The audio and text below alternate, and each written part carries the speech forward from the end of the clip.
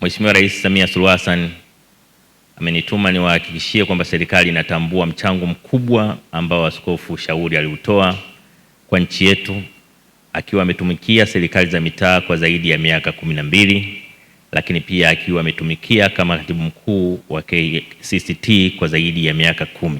Historia iliyosomwa hapa imejieleza wazi, ambavyo amekuwa na mchango mkubwa katika maendeleo ya jamii, lakini vile vile katika kuieneza na kuikuza imani ya Kikristo.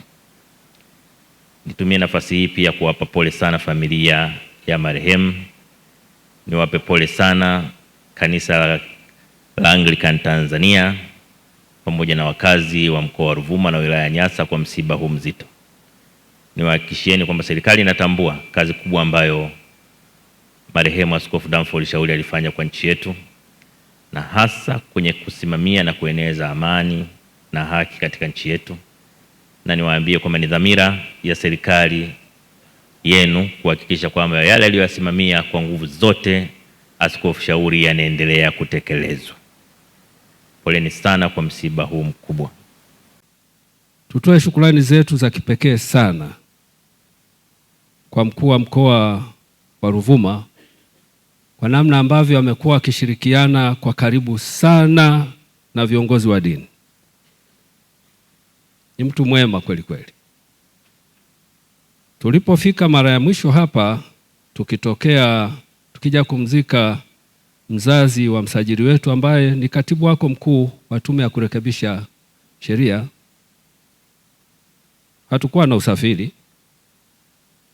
Yeye alitoa vyombo vya usafiri vya serikali kutuleta na kuturudisha hapa, na akawajibika vizuri sana. Tunawaombea wakuu wa mikoa wote na wakuu wa wilaya.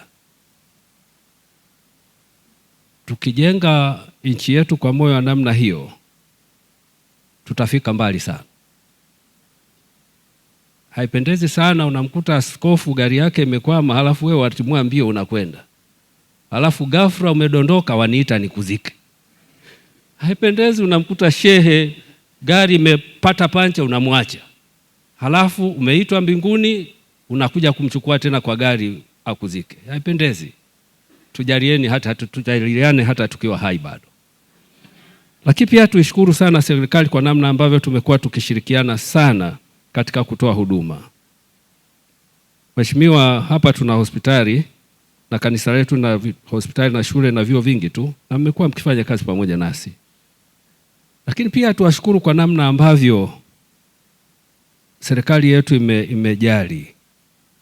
Tulipokuja kumweka wakfu Askofu Raphael hapa, njia ya kutoka kule juu kuja mpaka huku chini ulikuwa kama unaenda kaburi liwazi, lakini sasa unatiririka mpaka Mbamba Bay, unaona kama unaenda mbinguni vile. Tunamshukuru Mheshimiwa Rais na timu yake na namna ambavyo serikali imejali, na tunajua mna mipango ya kumalizia kipande hiki.